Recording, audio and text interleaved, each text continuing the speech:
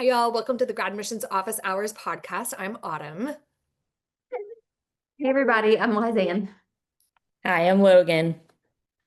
And we are doing a part two this week. Last week, we talked about how to get yourself ready to apply to med and law school. And we kind of compared and contrasted the prerequisites, both academic and experience wise, that are required for entrance to med and law school and how to really optimize your application. And we learned that they're very different.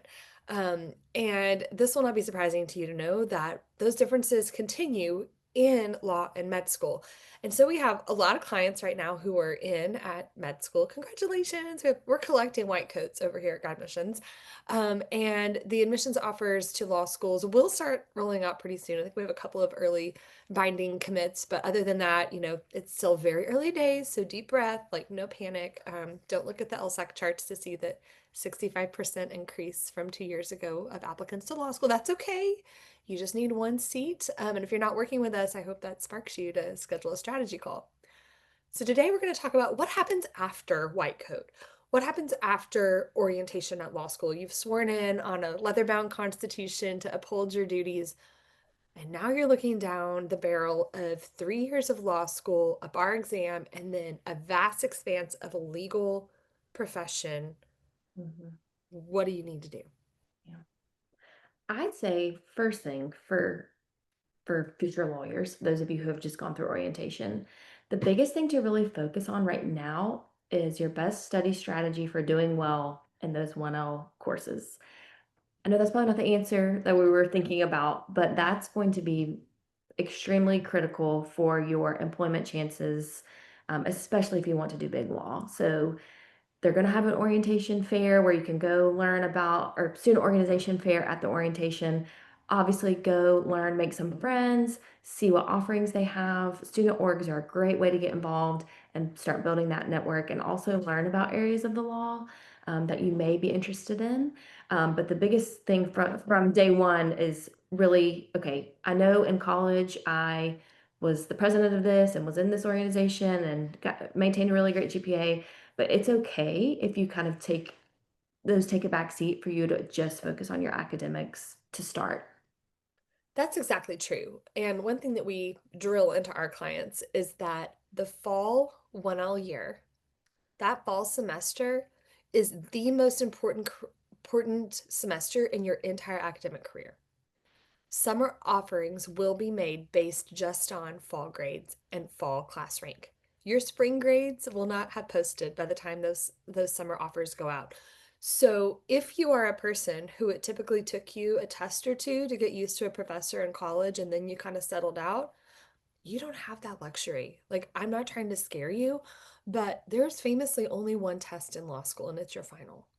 So you have got to buckle down. You should not be scared of the cold call because that cold call is holding you accountable to your reading. The most important thing for you to do your 1L year fall semester is to be at the law school as frequently as you can. Treat it like a 9 to 5 job. And then maybe you also moonlight there the closer to finals we get. Absolutely. And good office hours. Good. Yes, go to office hours. Yes. Oh, Yes. absolutely. And then that one all summer, obviously, if those fall grades are super, super important for OCIs and the On-campus interviews. on-campus interviews. But then that one all summer can really be more exploratory. If you're just not really sure yet, if you want to go into litigation or transactional criminal law, you can spend that one all summer exploring different options. Some students will even split their one all I was summer. gonna say, I love a split for 1L summer. Yes. Try a law firm for a few weeks and then maybe a government position or something like that. So it really can be exploratory. Again, with that caveat for big law, that if you're wanting to go into big law, you need to spend your both summers in a big law firm, typically, or a clerkship or something like that. So, but that 1L summer again can be exploratory. So take that pressure off yourself to know exactly where you're going to be that summer and know that you have a little more leeway. And then that 2L summer, that again, I'm talking about internships and externships. I should have said that. That 2L summer, you want to hunker down on where you want to be, at least geographically. So say you're in a attending a school in a different state where you want to practice. You need to have yourself in that state where you want to practice that 2L year, that 2L summer leading into the 3L year. Also, too, areas, practice area, it could be, again, it's not make or break, but just for employment opportunities post grad. So that 2L year needs to be a little more prescribed, a little more focused. Yeah. You gotta have a lot of intention. For And sure. those organizations that you just went to because they had a free lunch, right? The ones that you liked, dig in and maybe find a leadership position toward the end of your 2L year, right? Yeah, If you're gonna be in law review, that's a good time to start kind of vying for leadership opportunities in that. If you're into moot court, if you're into mock trial, if you're into a clinic, like whatever it is at the school that you're into, do it a little more and dig in. for sure. And don't get frustrated and like, oh, I can't do that until my second year. That's the vast majority of law students, being able to get that hands-on experience. But of course, ask those questions when you are getting admissions decisions, when you're meeting with that admissions counselor. Ask, hey, I really want to do criminal defense. When can I start meeting with clients? And they That's should right. be able to advise you when those clinic opportunities begin. If you're able to get in under the Third Year Practice Act, to actually, meet with and advise clients. So those are really good questions to ask about when you can start getting that hands-on experience. But don't feel frustrated when they say, oh, 2L year, because Right. that 1L year is notoriously all the topics for the bar exam. Everyone in America is taking the exact same courses. Um, but again, ask about those things, but you may have to wait a little bit before you can start getting your hands dirty. And if you really want to get your hands dirty, I would prioritize taking evidence fall semester of your 2L year because then you're able to take the MPRE.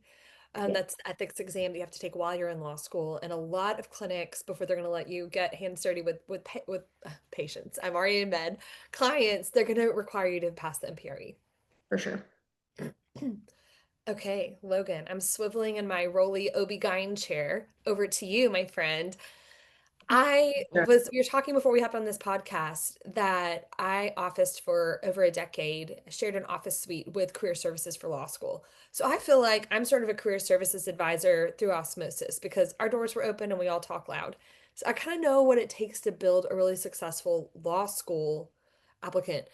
But you were the one in charge of helping these med students get successfully matched. So, can you zoom in a little bit about what happens after they put on that white coat and what you would advise? I am like itching to talk about this. I was taking notes. Like as you guys were talking, I was like, oh yeah, I should also say this. Oh, I should also say this. I have like handwritten notes over here on things that I wanted to make sure to touch on. Eek. Yeah, this is going to be like part retrospective, part therapy session, as most good grad missions conversations are, if we're being honest. Um, okay. Let's start with re-emphasizing the point that you all were making about law, which is grades are number one. You're focusing on course content, quartile if you have it, doing the best in the courses that you can possibly do. One, because you want good grades on your transcript. Two, because that content you are going to see again on multiple licensing exams. That really should be your number one focus. And for an incoming medical student, an MS1, take the first course, varies at different schools. Maybe it's human structure. Maybe it's more of a like a foundations class. Take that class to get your feet under you and kind of get a rhythm for like where you're studying, how long do you need to be studying, how do you use Anki, all of those different resources that you might be using outside of the classroom. So give yourself a beat to focus on those things. That being said, most likely at the beginning of your first year, will be some type of interest group fair or organization fair. Go to that. Sign up for some organizations. One thing that is very different from undergrad, because if you're applying to med school, you are familiar with student organizations from undergrad. That's how you got into medical school. Once something that's very different is you're not meeting once a week for these interest groups. You are meeting maybe twice a semester. Mm. So don't be afraid to sign up for a few of them, especially specialty oriented ones. If you don't know if you are surgical, non-surgical, if you're between, you know, I don't know, neurosurgery, orthopedic surgery, if you're kind of bouncing between some of them, or if maybe you're thinking more subspecialty, sign up for all of those during your first year. There's no reason not to because the level of engagement is very low. And likely the meetings that they're going to have are going to be pretty informational. They're going to have attendings coming in to talk about those specialties, connecting you with the community. It's informational. It's not, you're not putting a Ferris wheel on campus for, the homecoming week or something like that. Like you're not event planning. That's not really what it is.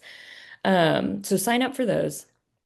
I will say one high intensity trap that I see medical students fall into is the class leadership. Oh, While the interest groups are pretty low intensity in terms of engagement, your class leadership is high intensity, especially if maybe you decide to run for president or something like that, because you are you're then, talking about when you say class leadership, you're not talking about like anatomy class. You're talking about like oh, the group the of like interview MS1s. class of 2030. Okay. Okay. Yes, yes, class of 2030.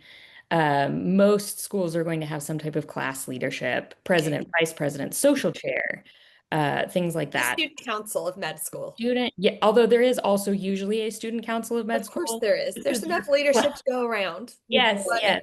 yeah. Yeah, your cup will overrun with leadership opportunities. Okay. Um, those are pretty time intensive, depending on which position you choose, because if you're the president of your class, you are essentially like the face and voice of your class's concerns to administration. And let me tell you, your class will have feelings. They will have big feelings. And part of what you'll have to do is learn to like decipher what is worth bringing forward versus what is somebody blowing off steam. And honestly, it's kind of a heavy emotional burden, for being Yeah. honest. I'm not discouraging anyone from running for that type of position. I had But it great sounds like you kind relationships. of are. I mean, I had great relationships with their class leadership, I really enjoyed those students, but it was a heavy burden. So, if maybe academically you're not the strongest and you know that, that's okay. Don't try to compensate with a heavy leadership position like that. Mm. Focus on your schoolwork because you will then want to prioritize the feelings of your classmates over your schoolwork, and that's just unwise in this game that we're playing. And we've seen that a lot in mall too. It's like, well, I'm not that great in this, rankings wise, so I'm going to try and add more leadership, and it just backfires.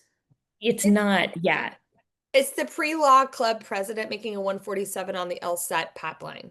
Sorry if I touched a nerve there.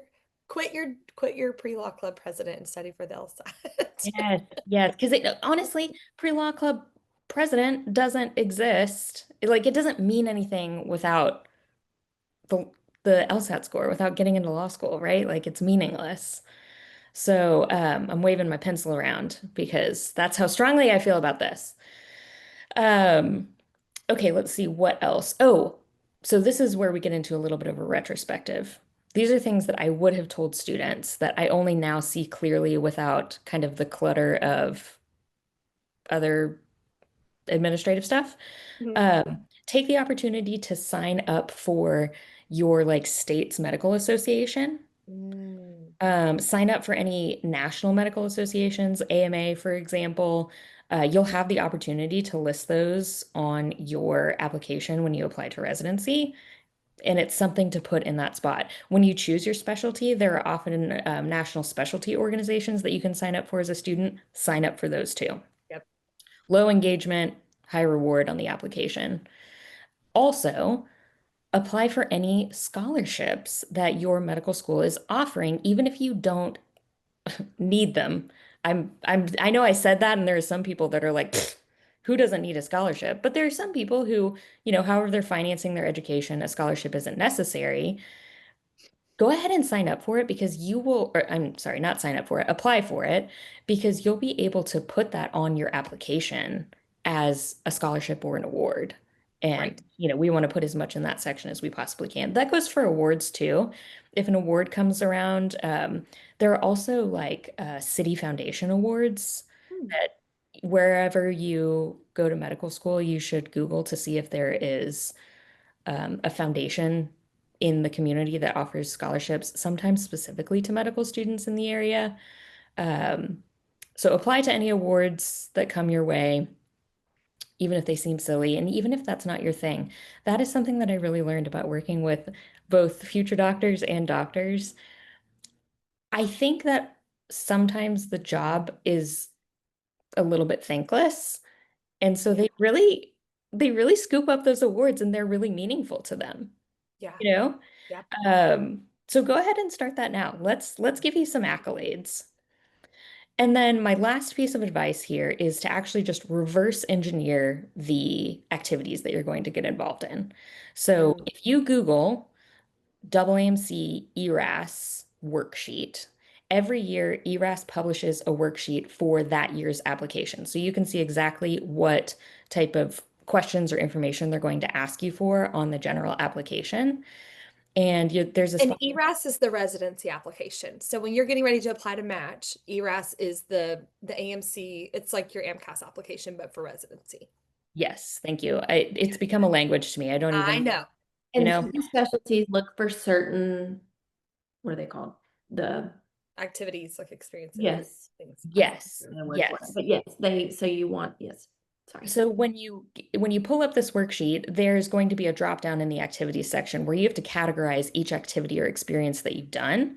And so if I had to give somebody advice, I would have somebody go look at the key characteristics, um, and then also the primary focus area options for each of those activities.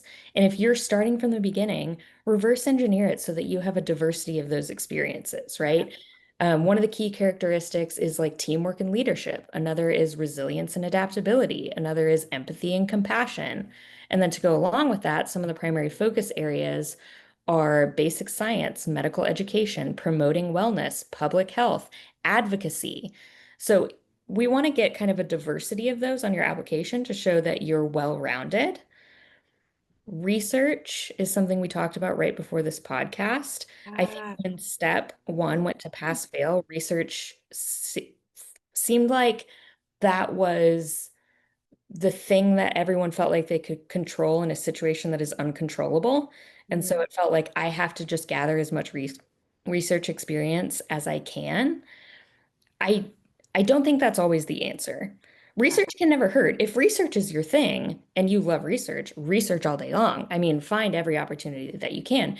If research is not your thing and you are applying to a specialty like family medicine or emergency medicine or even psychiatry, they don't care that much about research.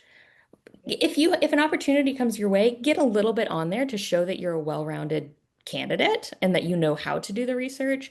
But I don't think you need to load yourself up the way you would for ophthalmology or orthopedic surgery, or a specialty like that. Right. So don't panic about the research unless you're pursuing a specialty where you need to panic about the research, in which case you're probably well connected within that department and Right. they're going to help you out in finding that research. That's exactly right. So once again, Law and Med could not be more different in what they expect and what they offer. There are some similarities though. So some similarities would be academics matter the most, right? You can be the best at all of the research and all the experiences and all the organizations and have all the leadership, but if you're struggling academically, you are going to really limit your opportunities. And when we work with people who want to go to law and med school, we do this kind of reverse engineering that Logan is talking about. We start at orientation and we work backward, and we really break into like digestible chunks what you can do right now.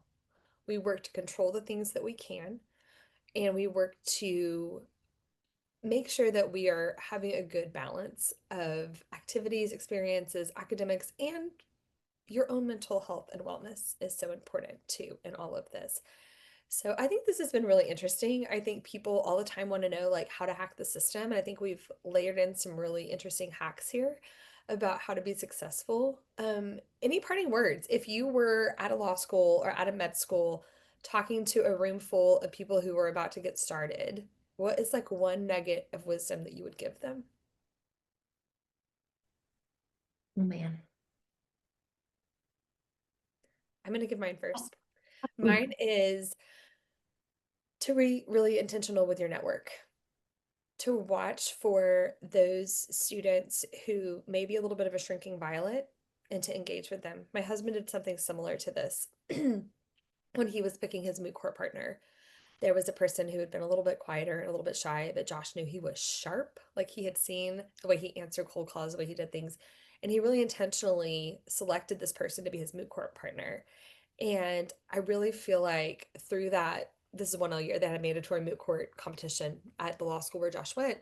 And because of that connection, I feel like he really like kind of sparked Josh academically through the rest of his career. They really were able to kind of get together, be partners. So surround yourself with people who are not necessarily the loudest, helium hands at the front of the room. That's great if that's who you want to jive with, but surrounding yourself with a group of people who have similar motivations to you, and not just the folks who are like loud and fun, but like the people who are serious is really going to impact your academic career.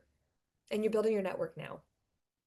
Absolutely, to that. Another one I thought of was, and this is a lot of the work that we do with our current clients, is really thinking about who you are and what you value. I think really can take you far in law school and med school and in life, obviously, but you just get so many pulls in different directions. And if you don't know, again, you don't know exactly, I'm going to be working at this place and doing this exact work. I'm not saying that, but I'm saying what you truly value in terms of your network, the people you surround yourself with, um, things like that are really going to help you, because if you don't know that when you start, again, you're going to feel like you have to shape shift, and um, you're going to have a little bit of imposter syndrome that a lot of people struggle with, especially when they start and they're like, wow, everybody in here is really gifted and bright and smart and hardworking. So, really just doing that mindset work before you start to know who you are and what you want. Brilliant. Mine is very closely related to the network. Even before you said that, I was thinking, what is the piece of advice that I would give to students, at the end of orientation or something like that? Mine was always be on the buddy system. Mm, If you are someone who kind of frequently doesn't know what's going on, medical school comes at you fast. Like the demands are changing all the time, the assignments are changing all the time. Like it is quick. And find yourself somebody that seems like very diligent and put together, attach yourself to them. And, even beyond that, you're all going to kind of figure this out together. And so when you feel like you don't know exactly what the answer is, start with your peers first. It's not competition. You're not in competition with them. So start with your peers to see if you can find the answer to, whatever ails you. that is such a good word. I love you saying that it's not a competition. Entering med school or law school with the scarcity mindset is probably the worst thing that you can do. That I have to get in here and I have to get all the law for myself. There's plenty of law to go around. Yes. There's plenty of medicine to go around. Like you don't have to get in and get yours. And the more you build that community, and I'm going to add on to that one more. I get two because I'm the boss. So your professors, your faculty, your PIs, you have got to plug in with them at med and law. They are there. They could be making way more money practicing, not teaching you. They are at a school teaching because they want to. Engaging with them, they are experts. They are brilliant. Like academic medicine and academic law are two very tough fields to get into. And so if you're not going to office hours, if you're not front row, like engaging with that professor before and after class, going to socials that they have, you're really missing out on an important way that you can connect. I can't tell you how many times I had people, when I was recruiting them to law school, be like, well, I'll tell you one thing I'm never going to do, and that's criminal law. And then lo and behold, they are currently the DA. You know what I mean? Because and the spark a lot of times that changed them was a professor, right? They went to Professor Joe Ty's class, and he is just so engaging when it comes to Crim Pro, showing his Simpsons episodes and showing what happens when you don't properly serve someone, like all of these things. And you're going to have professors that are so passionate about their work. And when you feel this, like, ooh, that's kind of fun, like that's the class you're excited about going to, that's a pretty good indication that that's something you might be interested in. Give into it. Go and meet with your professors. Make the most use of their office hours because they want to engage with you. Yes, and in the same vein, while you should use your peers, to answer some of the more nitty-gritty medical school questions, your faculty mentor in the specialty that you're applying to knows more than that fourth year medical student that thinks they know everything. Yes. So listen to your faculty mentor on the specialty information. Absolutely. Ah, this has been so fun. I could talk about this for like 100 years. I know we could each give a TED talk on how to be successful in med and law school. Thanks for spending your time with us. We are dropping knowledge like this constantly on our socials, so hop over there. And we hope you'll join us back here on the GradMissions Office Hours podcast. Thanks, y'all. Bye.